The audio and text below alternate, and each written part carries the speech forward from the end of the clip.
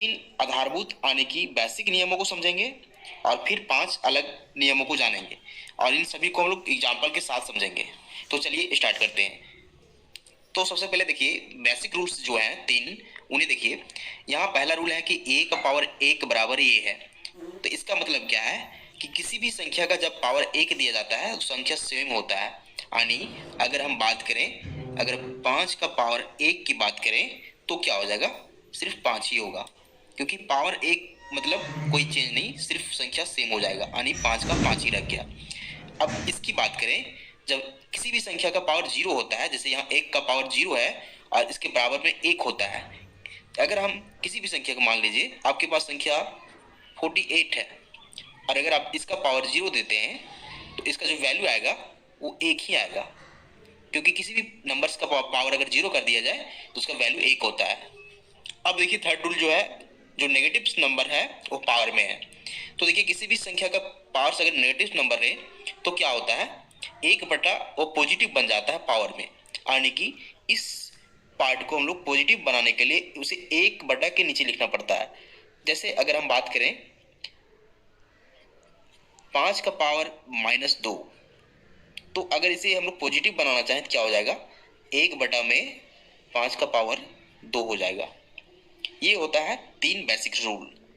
और इसके साथ हम लोग सबसे पहले जो इंट्रोडक्शन पार्ट था कि इस संख्या को पढ़ते कैसे हैं, यानी कि अगर हमें 8 का पावर 15 मिले तो हम पढ़ते कैसे हैं।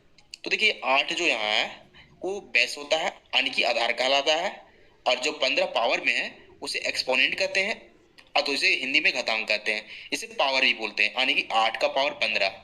तो ये होता है घातांक के बेसिक रूल। अब हम लोग कुछ 5 अन्य नियम जो हैं उन्हें समझेंगे।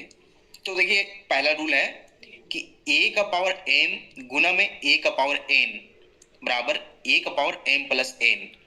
तो आप ध्यान दीजिए कि दोनों में जो बेस है, यानी कि आधार है, वो सेम है। यहाँ भी ये है, यहाँ भी ये है। अगर आधार सेम रहे तो पावर जुड़ जाता है, जैसे कि यहाँ m प्लस n हो चुका है। चलिए हम लोग एग्जाम्पल लेते हैं। तो मान लीजिए अगर हमारे पास एग्जाम्पल है 5 का पावर 2 है और गुना में फिर 5 का पावर 3 है, तो क्या हो जाएगा, इस नियम के अनुसार क्या हो जाएगा, हम आधार को सेम लिखेंगे यानी 5 का 5 ही लिखेंगे और पावर्स को जोड़ देंगे, यानी m प्लस n, यानी कि पावर्स यहाँ 2 और 3 है तो 2 और 3 को जोड़ देंगे, 2 प्लस 3 कर देंगे, तो क्या हो जाएगा, 2 प्लस 3 5 हो जाएगा, यानी कि 5 का पावर 5 हो जाएगा। और इसका जो वैल्यू आएगा वो आएगा 3125। तो ये होता है फर्स्ट रूल। अब हम लोग सेकेंड रूल को समझेंगे। तो देखिए सेकेंड रूल है कि a का पावर m है और भागा दिया जा रहा है a का पावर n से। तो यहाँ भी ध्यान दीजिए दोनों में बेस सेम है, यानी आधार सेम है। यहाँ भी ये है और यहाँ भी ये है, और सिर्फ घातांक का अंतर है, यानी कि पावर का अंतर है। तो भागा देना, देखिए क्या हो जाता है, इसमें हम आधार सेम रखते हैं और ये घातांक घट जाते हैं, यानी m माइनस n हो जा रहा है यहाँ। चलिए एग्जाम्पल लेते हैं हम लोग।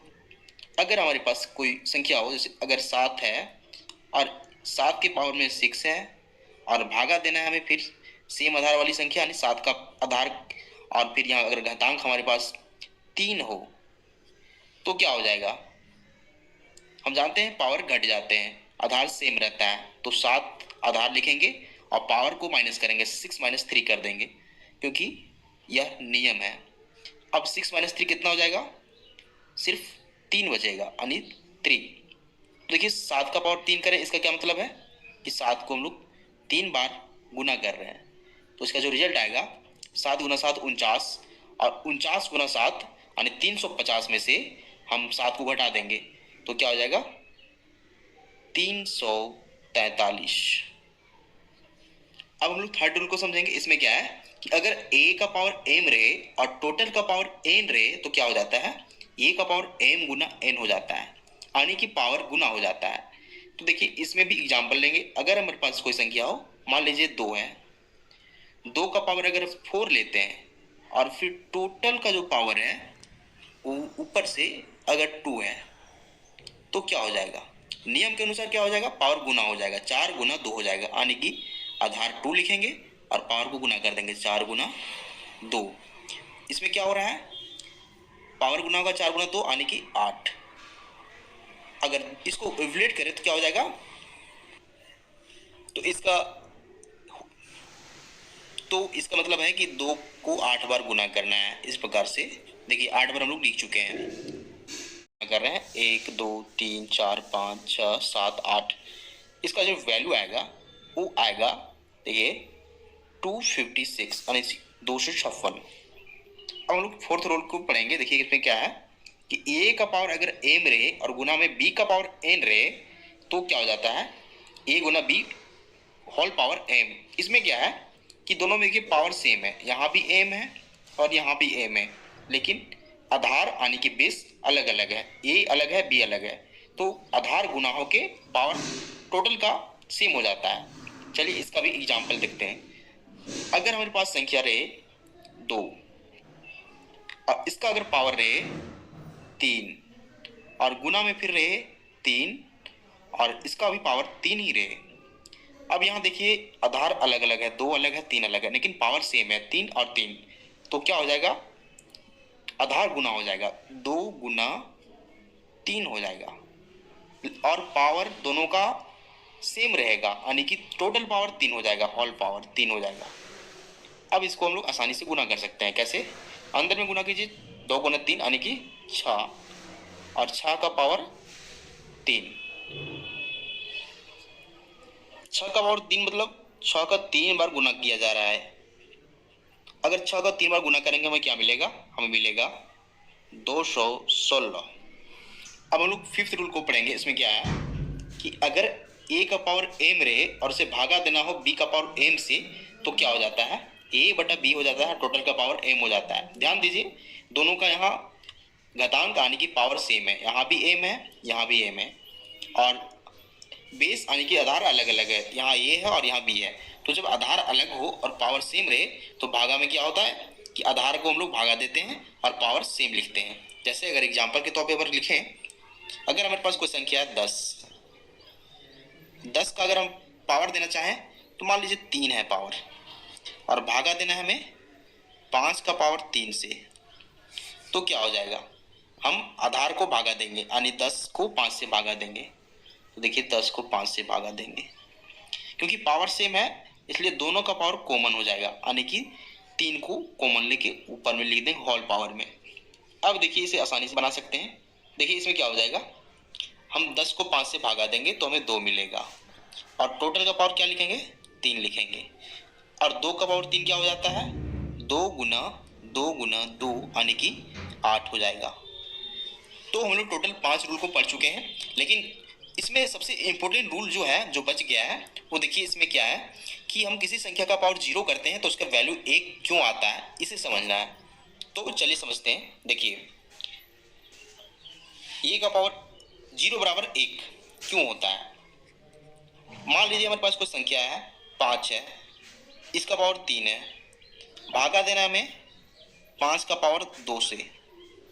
यहाँ समझिए आधार सेम है यानी कि यहाँ भी 5 है और यहाँ भी 5 है। तो रूल नंबर 2 को देखिए, जब आधार सेम हो और पावर अलग अलग हो हमें भागा देना, आधार का 5 ही लिखेंगे और पावर को माइनस करेंगे यानी 3 में से 2 घटाएंगे। तो देखिए 3 में से 2 घटाएंगे, ठीक है, क्या हो रहा है 3 में से 2 घटेगा तो 5 का पावर 1 बचेगा, राइट। इसका क्या वैल्यू आएगा? 5 आ जाएगा, ठीक है।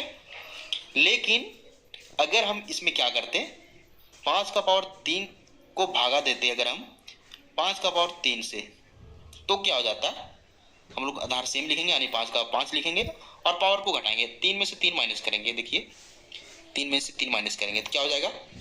5 का पावर 0 हो जाएगा। अब ध्यान दीजिए इसका जो वैल्यू आएगा 1 आएगा। क्यों आ रहा है? इस पार्ट को ध्यान दीजिए। अगर हम इसे लिखना चाहें तो लिख सकते हैं 5 का पावर 3 बटा में 5 का पावर 3, क्योंकि हम भागा दे रहे हैं 5 को पावर 3 को 5 का पावर 3 से, राइट। अब इसको अगर एक्सपेंड करें, देखिए क्या हो जाएगा, ऊपर में 5 का पावर 3 है, इसका मतलब है कि 5 को 3 बार गुना करना है इस प्रकार से। नीचे 5 का पावर 3 है और नीचे भी 5 को 3 बार गुना करना है। संख्याएं ऊपर नीचे कट जाएगी क्योंकि बराबर संख्या है, तो 5 का 5 तीनों कट जाएगी। इसका मतलब इसका जो वैल्यू आएगा 1 आएगा। तो इससे साफ पता चल रहा है जब पावर सेम हो तो क्या हो जाता है, माइनस होके 0 हो जाता है। देखिए, और इसके वैल्यू 1 आता है। तो यही कारण है कि किसी भी संख्या का पावर 0 करते हैं तो 1 आता है। तो उम्मीद करते हैं आपको सारा मेथड समझ में आ चुका होगा। तो अगर आपको वीडियो पसंद आता है, वीडियो को लाइक कीजिए एंड चैनल को सब्सक्राइब जरूर कीजिए, क्योंकि हम इसी तरह का वीडियो बनाते रहते हैं।